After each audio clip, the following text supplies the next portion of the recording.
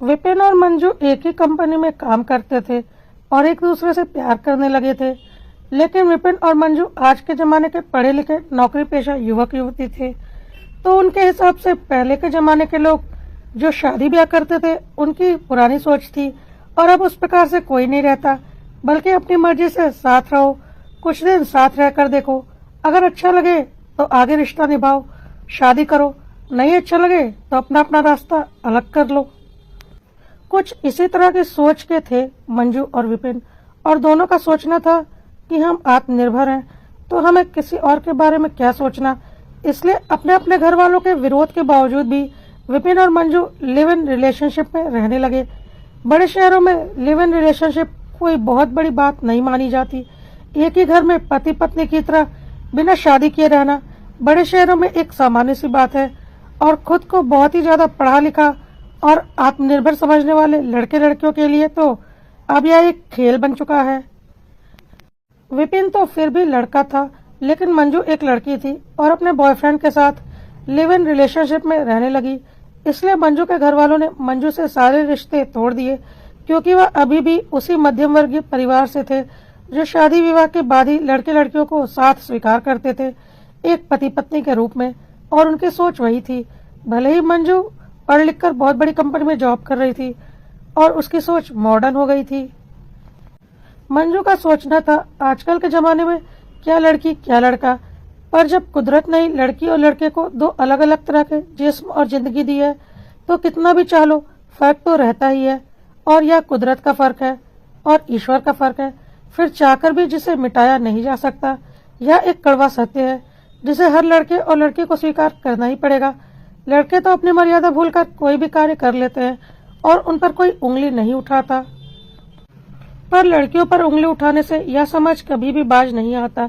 लेकिन मंजू और विपिन इन सब सोच से बहुत आगे थे और एक दूसरे से तथाकथित सच्चा प्यार करते थे।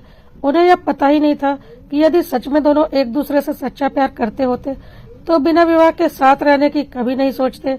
लेकिन दोनों का यह भी सोचना था कि इतनी जल्दी शादी नहीं करनी, क्या पता हम एक दूसरे को से कुछ समय के बाद बोर हो जाएं और हमें लगे नहीं यह प्यार नहीं सिर्फ एक आकर्षण था, इसलिए हम कुछ समय तक साथ रहेंगे, उसके बाद शादी करेंगे। भले ही उनके इस फैसले से उनके घर वाले सहमत नहीं थे और उनसे सारे रिश्ते तोड़ लिए थे। मंजू और विपिन एक शादीशुदा जोड़े की तरह बहुत प्यार मोहब्बत से एक दूसरे के साथ रह रहे थे। आस पड़ोस के लोग उन्हें पति पत्नी ही समझते थे, जबकि सच्चाई यह थी कि उन दोनों की शादी नहीं हुई थी। इस तरह से करीब 3 साल का वक्त दोनों ने साथ बिताया था और मंजू विपिन को सच में अपना पति मानने लगी थी। मंजू तो भूल ही चुकी थी कि विपिन से उसकी शादी नहीं हुई है और वह सारे पत्नी के धर्म निभाती थी और विपिन को अपना पति ही मानती थी। मंजू के हिसाब से जब हम सच्चा प्यार करते हैं तो किसी दिखावे के रिश्ते की क्या जरूरत है। मंजू को लगता था कि विपिन मुझे अपनी पत्नी का दर्जा देता है, मैं विपिन को अपने पति का दर्जा देती हूँ। जब दिल करेगा हम शादी कर लेंगे, विपिन मुझसे शादी करने के लिए मना थोड़ी ना करेगा। और मंजू विपिन को अपना पति मान बैठी थी। मंजू भूल चुकी थी कि उसकी और विपिन की शादी नहीं हुई है और विपिन एक मर्द है, सिर्फ एक मर्द, न कि उसका पति। 3 साल बीत जाने के बाद एक दिन मंजू ने विपिन से बोला, विपिन एक खुशखबरी है, तुम पापा बनने वाले हो।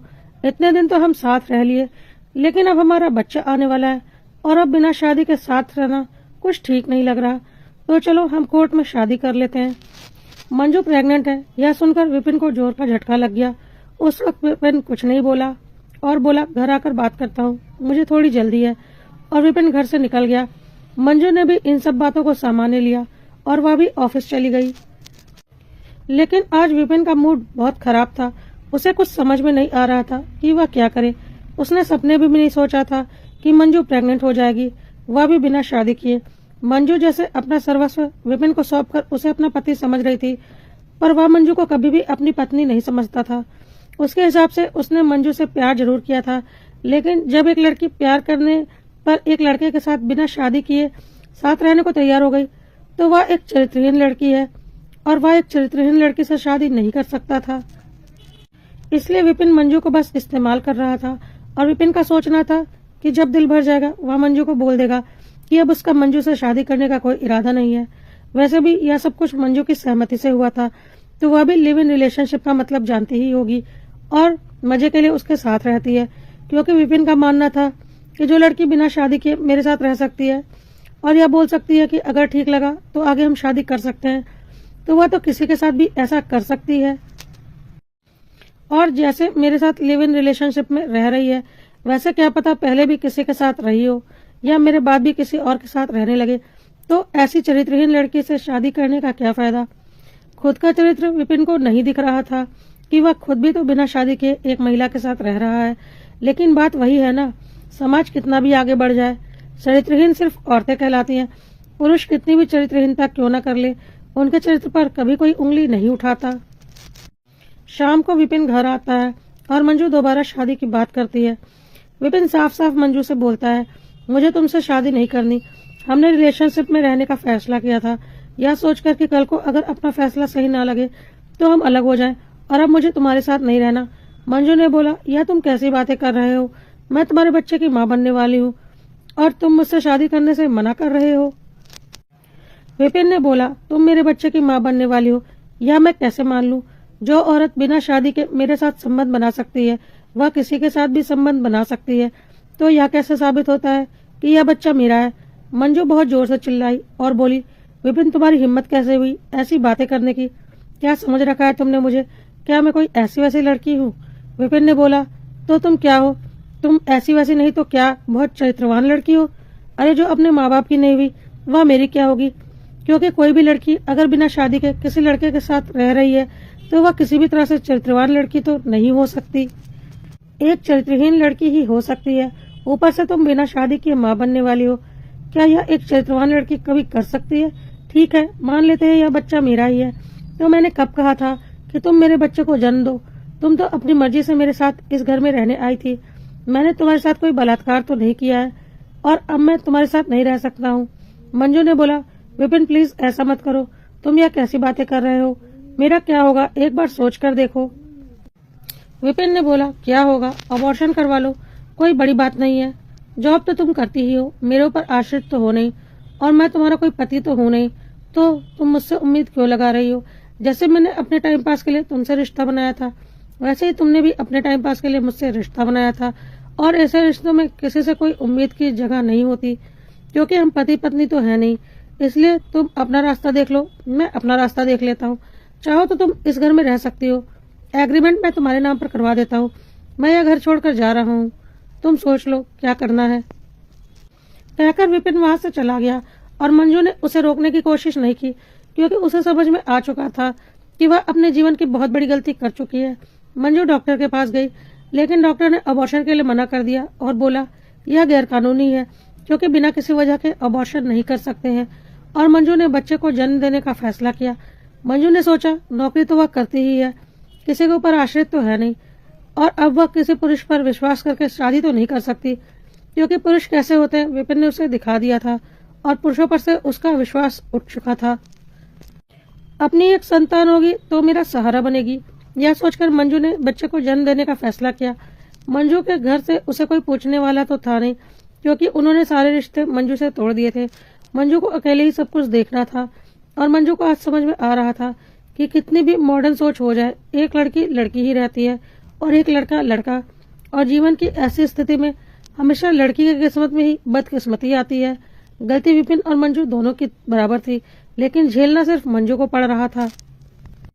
विपिन तो इस रिश्ते को ठोकर मारकर जा चुका था और कुछ दिनों में उसने शादी करके अपना घर भी बसा लिया।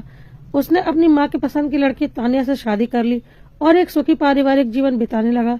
इधर मंजू ने एक बेटे को जन्म दिया। मंजू बड़े शहर में रहती थी, इसलिए पास पड़ोस से तो उसे दिक्कतों का सामना नहीं करना पड़ा, क्योंकि किसी को किसी से उतना मतलब नहीं होता। मंजू नौकरी करती थी, इसलिए उसे किसी आर्थिक दिक्कत का भी सामना नहीं करना पड़ा, लेकिन सामाजिक दिक्कत तो थी ही। एक बिन ब्याही औरत, ऊपर से माँ, हर कोई मंजू को गंदी दृष्टि से देखता था और उसे एक घटिया औरत समझता था। खैर मंजू अब क्या कर सकती थी, उसे पता था गलती उसकी है। मंजू ने एक फुल टाइम मेड रख ली अपने बेटे को पालने के लिए, क्योंकि उसे नौकरी पर भी जाना होता था, और धीरे धीरे इसी तरह से दिन गुजर रहे थे। मंजू के मन से सारी खुशी, सारी उम्मीद निकल चुकी थी। बस एक उम्मीद थी कि उसका बेटा बड़ा होकर उसका सहारा बनेगा, लेकिन बिना बाप का एक बेटा जिसे पैदाइश से लेकर बड़े होने तक हर वक्त समाज के ताने सुनने पड़े, हर वक्त हंसी का पात्र बनना पड़ा, जिसका कोई बाप नहीं था। यह समाज कितनी भी तरक्की कर ले, लेकिन कुछ जगहों पर आज भी यह उसी पुरानी दकियानूस सोच का हिस्सा है जो किसी भी दृष्टि से नहीं मिट सकती। और मंजू के बेटे रेहान के साथ भी यही सब कुछ हो रहा था। रेहान पहले तो छोटा था, उसे ज्यादा कुछ समझ में नहीं आता था, पर धीरे धीरे रेहान को समझ में आने लगा था कि वह एक नाजायज औलाद है, और नाजायज औलाद क्या होती है यह बात भी वह धीरे धीरे समझ गया था। और बहुत ही कष्टपूर्वक उसकी जिंदगी बीत रही थी। वह अपनी माँ से बहुत कुछ बोलना चाहता था। जैसे जैसे वह बड़ा हो रहा था, उसकी नफरत और घृणा बढ़ती ही जा रही थी। उसने इंजीनियरिंग कर ली थी और अब नौकरी करने लगा था, लेकिन पूरी जिंदगी उसने समाज के ताने सुने थे जो उसके दिल पर गहरा घाव कर गया था। इधर मंजू अब नौकरी करते करते थक चुकी थी और घर में सुकून की जिंदगी जीना चाहती थी, और उसका बेटा भी अब सेटल हो चुका था। इसलिए वह सोच रही थी कि रेहान की शादी कर दे, लेकिन एक ऐसे लड़के से शादी करने को कौन तैयार होगा जिसकी माँ का चरित्र दागदार हो और जिस लड़के का कोई पिता ना हो। यह बात मंजू अच्छे से जानती थी। मंजू को विपिन पर बहुत गुस्सा आता था। मंजू ने अब नौकरी छोड़ दी, वह घर पर रहती थी। सेविंग के नाम पर अच्छा खासा पैसा था मंजू के पास, किसी के ऊपर आश्रित नहीं थी मंजू। रेहान भी सेटल था। एक दिन मंजू ने रेहान से बोला, बेटा मैं तुझसे कुछ बोलना चाहती हूँ। रेहान ने बोला, बोलिए क्या बोलना चाहती हैं। रेहान मंजू को कुछ खास पसंद नहीं करता था, क्योंकि काफी कुछ उसके दिल में था जो वह मंजू से बोलना चाहता था, लेकिन बोल नहीं पाता था। जब से रेहान को समझ में आया था और अपने जीवन की सच्चाई पता चली थी, वह अंदर ही अंदर घुट रहा था। मंजू ने बोला, पूरी जिंदगी मेरी संघर्ष में बीत गई, लेकिन एक सुख नहीं मिला मुझे जीवन में, और जिस व्यक्ति के कारण मेरी जिंदगी संघर्षपूर्ण हुई वह अपनी जिंदगी में मजे कर रहा है अपने बीवी और बच्चों के साथ। मेरी पूरी जिंदगी संघर्षों में बीत गई। अब मैं उस विपिन से बदला लेना चाहती हूँ, और चाहती हूँ कि समाज जाने वह कितना नीच और घटिया किस्म का इंसान है, और तुम उसकी औलाद हो। मैं चाहती हूँ तुम उसके ऊपर केस करो और उससे अपने हक की संपत्ति मांगो। जिस संपत्ति पर उसके बच्चे कुंडली मारकर बैठे हुए हैं, उस संपत्ति पर तुम्हारा भी बराबर का हक है, क्योंकि तुम उसकी औलाद हो। मैं चाहती हूँ तुम कोर्ट केस करो, उससे अपने पिता का नाम लो और साथ ही उसकी संपत्ति का आधा हिस्सा भी लो, ताकि उसे सबक मिले। रेहान ने बोला, वाह माँ, अपनी जिंदगी तो खराब कर ही ली, अब मेरी जिंदगी भी खराब करने पर लगी हो। वैसे भी मेरी जिंदगी कौन सी अच्छी थी, और अब तुम इसकी और धज्जियां उड़ाना चाहती हो। कैसी बातें कर रहे हो रेहान तुम। मैं तो तुम्हें तुम्हारा हक दिलाना चाहती हूँ। मैंने तुम्हारी कौन सी जिंदगी खराब की है। मैंने तो तुम्हें जन्म दिया है। तुम्हारा पिता तो जन्म से पहले ही तुम्हें छोड़कर भाग गया था। रेहान ने बोला, हाँ आपने मुझे जन्म दिया, लेकिन मजबूरी में, क्योंकि आपको अपनी जिंदगी के लिए एक सहारे की जरूरत थी, जो कि मैं हूँ। ठीक है, आपने मुझे जन्म दिया, उसका एहसान मैं जिंदगी भर मानूंगा कि आपने मुझे जन्म दिया और मुझे पाल पोस कर काबिल बनाया, और आज मैं अच्छी नौकरी कर रहा हूँ। इसलिए एक एहसान के तहत मैं जीवन भर आपका ख्याल रखूंगा, लेकिन आपको एक माँ का सम्मान कभी नहीं दे पाऊंगा, क्योंकि आपने मुझे एक बेटे का सम्मान नहीं दिलाया, क्योंकि मैं एक नाजायज औलाद हूँ। और आज तक मैं समाज से यही सुनता आया हूँ कि मैं एक नाजायज औलाद हूँ, और इसकी जिम्मेदार आप हैं। क्या मुझे समाज से वह सम्मान मिला जो एक जायज औलाद को मिलता है। मंजू ने बोला, इसमें अकेली मैं दोषी कैसे हो गई। रेहान ने बोला, आप अकेली दोषी नहीं हो, लेकिन अगर आप यह सोचती कि मैं एक माँ के रूप में आपकी बहुत इज्जत करता हूँ, तो आप बिल्कुल नहीं। मैं अपने जन्म देने वाली औरत के रूप में और पाल पोस कर बड़ा करने वाली औरत के रूप में आपका एक एहसान मानता हूँ, और एक एहसान के रूप में आपका जीवन भर ख्याल रखूंगा, लेकिन आपको एक माँ की इज्जत कभी भी नहीं दूंगा। यह बात बिल्कुल सच है, क्योंकि आप उस इज्जत के लायक नहीं है। आपने लिव इन रिलेशनशिप में रहने का फैसला किया, किसी ने जबरदस्ती आपसे यह फैसला नहीं करवाया था। तो जितने दोषी विपिन इसमें हैं, उतने ही दोषी आप खुद भी हैं। आप एक मॉडर्न सोच वाली महिला थी। आपके हिसाब से लड़के और लड़कियों में कोई फर्क नहीं होता। अब आपको पता चला लड़के और लड़कियों में कितना फर्क होता है। मेरा तथाकथित पिता तो आपको ठोकर मारकर चला गया और अपने जीवन में आगे बढ़ गया, लेकिन आपकी जिंदगी में तो मैं आ गया और आपको मुझे जन्म देना पड़ा। जब कुदरत ने ही लड़के और लड़कियों में इतना बड़ा फर्क कर दिया है, तो आप उस फर्क को कैसे मिटा सकती हैं। समाज चाहे कितना भी मॉडर्न हो जाए, यह एक फर्क लड़के और लड़कियों में हमेशा रहेगा। और यदि कुछ गलत रिश्ते बनते हैं तो लड़कियों के चरित्र पर ही सवाल उठेंगे, ना कि लड़कों पर। आपने पूरी जिंदगी चरित्रहीन औरत का तमगा झेला है। क्या विपिन ने कभी वह दाग झेला? क्या कभी विपिन से किसी ने पूछा कि तुम्हारी कोई नाजायज औलाद है क्या, लेकिन मेरे ऊपर कितने लांछन लग गए। क्या मुझे कभी कोई सम्मान मिला और आप मुझे उस पिता से उसका नाम और हक पाने के लिए कोर्ट केस करने के लिए कह रही हैं? अरे नहीं चाहिए मुझे उसका नाम, नहीं चाहिए मुझे उसकी दौलत, मैं उसकी शक्ल भी नहीं देखना चाहता। जो इंसान अपने बच्चे के पैदा होने से पहले ही उसकी माँ से किनारा कर ले, उस बच्चे को अपना मानने से इनकार कर दे, मुझे उसका नाम लेकर क्या करना।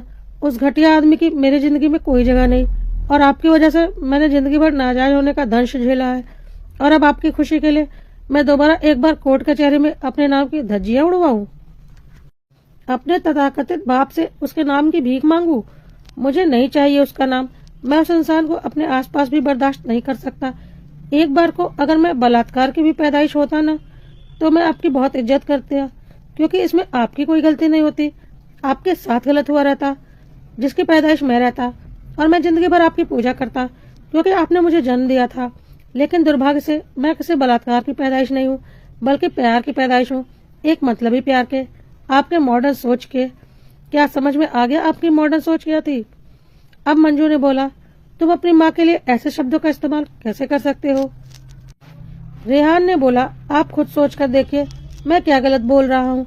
समाज कितना भी आगे बढ़ जाए, एक औरत का शरीर ही रहेगा, उसे कभी कोई नहीं बदल सकता। मुझे आपकी कोख में लाने वाला पिता तो किनारे हो गया, कभी किसी ने उससे कोई सवाल नहीं पूछा, लेकिन आपने जिंदगी भर सवालों को झेला है। क्या गलत बोल रहा हूँ मैं? जब दो लोगों की गलती बराबर थी तो सजा सिर्फ आपको मिली और आपके साथ साथ मुझे मिली, लेकिन वह व्यक्ति तो साफ साफ बच निकला। मैं उस नीच आदमी को अपनी जिंदगी में कभी भी बर्दाश्त नहीं कर सकता।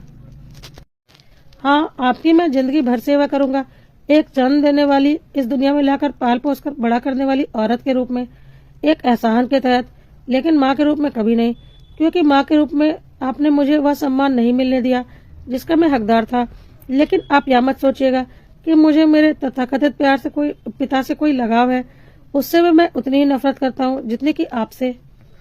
मंजू के पास रेहान की बातों का कोई जवाब नहीं था। कुछ देर के बाद मंजू ने रेहान से बोला, अच्छा ठीक है, तो शादी कर ले, कम से कम एक बहू तो इस घर में आ जाए। रेहान ने फिर बोला, हाँ माँ, एक बहू। जरा सोच कर देखो, कौन शरीफ घर का आदमी अपनी बेटी को मेरे जैसे नाजायज लड़के की पत्नी बनाएगा, इस घर की बहू बनाएगा? क्या ऐसा हो सकता है? मंजू के पास फिर से रेहान की बातों का कोई जवाब नहीं था। मंजू ने बोला, कोई बात नहीं, तू अपनी पसंद की लड़की से शादी कर ले। रेहान ने बोला, नहीं माँ, अगर मैं किसी भी लड़की को अपनी असलियत बताऊंगा ना, तो कोई भी शरीफ लड़की मुझसे शादी करने के लिए तैयार नहीं होगी। मंजू ने बोला, यह कैसी बातें कर रहा है, ऐसा कुछ नहीं है, और तू कुछ ज्यादा ही सोच रहा है। मैंने कोई इतनी बड़ी गलती भी नहीं की थी जिसके लिए तू आज तक मुझे सुना रहा है। अरे लिव इन रिलेशनशिप तो बहुत ही सामान्य सी बात है हमारे समाज में, मैंने कोई पाप नहीं कर दिया था। तू तो आज की जनरेशन का होकर इतनी पुरानी सोच रख रहा है, किस जमाने में जी रहा है तू? मंजू की यह बातें सुनकर रेहान ने बोला, अच्छा माँ, ठीक है, फिर एक लड़की है सोनिया, 2 साल से मेरे एक फ्रेंड के साथ लिव इन रिलेशनशिप में रह रही थी, पर अब उन दोनों के रास्ते अलग हो गए हैं, उनका जीवन साथ नहीं गुजर सकता और दोनों ने अपने रास्ते अलग कर लिए हैं। मेरे दोस्त ने किसी और लड़की से शादी कर ली, सोनिया अभी अकेली ही है। आप बोलो तो मैं उससे शादी कर लूं, क्योंकि मैं भी उसे बहुत पसंद करता हूँ। मंजू ने बोला, पागल है क्या? वह लड़की किसी और के साथ 2 साल से लिव इन रिलेशनशिप में रह रही थी, तो तू उससे शादी कैसे कर सकता है? रेहान ने बोला, वाह, क्या अच्छी सोच है आपकी। अभी आपने बोला कि मैं पुरानी सोच रखता हूँ, और अब जब मैं खुद एक लिव इन रिलेशनशिप में रह चुकी लड़की से शादी करना चाह रहा हूँ, तो आप खुद मना कर रही हैं, जबकि आपने खुद अपनी जिंदगी के 3 साल लिव इन रिलेशनशिप में गुजारे हैं। क्योंकि आपकी भी यही सोच थी कि अगर सोच न मिले तो अपने रास्ते अलग कर लेने चाहिए। तो अगर सोनिया और मैं शादी करना चाहते हैं तो इसमें हर्ज ही क्या है? क्या हुआ अगर वह 2 साल किसी के साथ लिव इन रिलेशनशिप में थी? कोई पाप तो नहीं कर दिया था उसने? जब आप अपने जमाने में लिव इन रिलेशनशिप में रह सकती थी, तो आज का जमाना तो उससे बहुत आगे है। मंजू ने बोला, नहीं, मैं ऐसी लड़की को से तुझे शादी नहीं करने दे सकती। तो रेहान ने बोला, तो फिर जरा सोचिए, आप कैसी लड़की थी? और सोनिया तो सिर्फ उसके साथ 2 साल के लिए थी, आप तो प्रेग्नेंट भी हो गई थी। मंजू के पास फिर से रेहान की बातों का कोई जवाब नहीं था। रेहान ने बोला, बात जब अपने पर आती है तो सब कुछ सही लगता है, वही बातें जब दूसरों पर आती है तो सब कुछ गलत लगता है। मंजू ने अब चुप रहना ही बेहतर समझा और सब कुछ तकदीर के हवाले छोड़ दिया। उधर विपिन अपने परिवार में बहुत खुश था और कभी भी उसने मंजू के बारे में कुछ सोचा नहीं था। ना ही रेहान के बारे में उसे कुछ पता था। उसने कभी पता करने की कोशिश भी नहीं की थी। वह बहुत पहले ही मंजू की जिंदगी से जा चुका था। रेहान तो तब पैदा भी नहीं हुआ था, लेकिन समय को कुछ और ही मंजूर होता है और समय अच्छे अच्छों को उनकी औकात दिखा देता है। मंजू को तो समय ने उसकी औकात दिखा ही दी थी और अब विपिन की बारी थी। विपिन को ब्लड कैंसर हो चुका था और वह बहुत सीरियस था। पैसे तो बहुत कमाए थे अपनी जिंदगी में, लेकिन अब उसकी जिंदगी खत्म होने के कगार पर थी। डॉक्टर ने बोन मैरो ट्रांसप्लांट एकमात्र उपाय बताया था और बोला था किसी खून के रिश्ते में ही ज्यादा चांस है बोन मैरो मिलने का, और सारे रिश्तेदारों के टेस्ट हो चुके थे। किसी का बोन मैरो विपिन से मैच नहीं कर रहा था और विपिन मरने की कगार पर था। यहाँ तक कि विपिन के दोनों बच्चों के बोन मैरो भी विपिन से मैच नहीं कर रहे थे।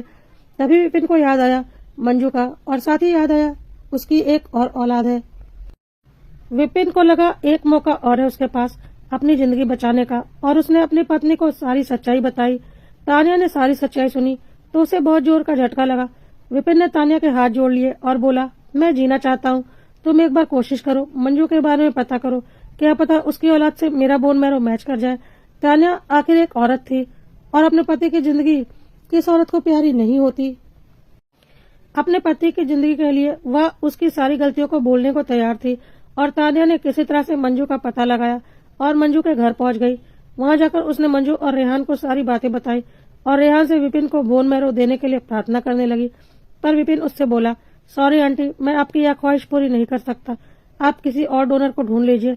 जिस आदमी ने मुझे आज तक अपनाया नहीं, मुझे समाज की ठोकरें खाने के लिए छोड़ दिया, जिस आदमी की वजह से आज तक मैं एक नाजायज का तमगा अपने माथे पर लेकर घूम रहा हूँ, उस आदमी की जिंदगी बचाने का मुझे कोई शौक नहीं।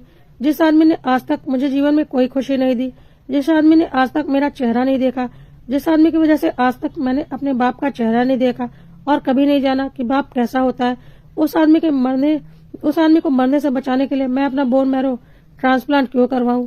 ऐसा कभी नहीं हो सकता, क्योंकि उस आदमी के जीने और मरने से मुझे कोई भी फर्क नहीं पड़ता। तानिया ने बोला, प्लीज एक बार बोन मैरो चेक करवा लो, हो सकता है तुम्हारा बोन मैरो मैच कर जाए। मंजू खामोश थी। मंजू ने कुछ भी नहीं बोलने का सोच लिया था, क्योंकि उसे पता था वह कुछ भी बोलेगी रेहान उसे उसकी बातों का जवाब देगा और उसके अतीत की गलतियों को दोबारा उसके सामने लाकर रख देगा। क्योंकि रेहान उससे कोई बहुत प्यार तो करता था नहीं, इसलिए उसने सब कुछ रेहान पर ही छोड़ दिया था। रेहान ने साफ साफ बोल दिया कि आप जा सकती हैं, मैं एक नाजायज औलाद हूँ, मेरी कोई औकात नहीं है, और रेहान ने हाथ जोड़कर दरवाजा बंद कर लिया।